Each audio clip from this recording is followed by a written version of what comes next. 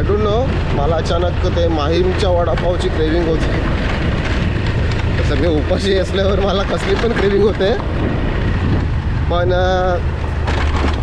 थांबून बोलता don't know. मी सांगितलं का मला अचानक माहीमच्या वडापावची क्रेविंग व्हायला लागली. ते मामा पण ओळखीचे होते, गेले ते चांगले मनुष्य होते, बोलायला पण चांगले होते आणि त्यांच्या हाताला पण चव होते. ॲक्च्युली ती भाजी जी आहे ना, ते मामाची वाईफ म्हणजे मामी बनवते एवढ्या वर्षापासून, आणि ती त्यांच्या हातची ॲक्च्युली सॉरी टू से पण त्यांच्या हातची ॲक्च्युली चव आहे, आणि मामाच्या हातून ते प्लस व्हायचं, अजून ॲडिशन व्हायचं त्याचं.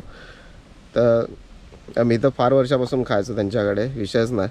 तर अचानक मला असं, मला लांब पडेल इकडून आता, पण आहे थोडा टाईम माझ्याकडे, तर मी तसं घरी जाऊन काय करू ना, मग परत ते जेवणाचा वगैरे विषय येईल. एकदा ट्राय करतो, जर तिकडे भेटलं तर नशीब माझं खायला. चला जाऊयात, थांबून उपयोग नाही जास्त. परत ऑनलाईन पण यायचं आहे, पालघरला जाऊ.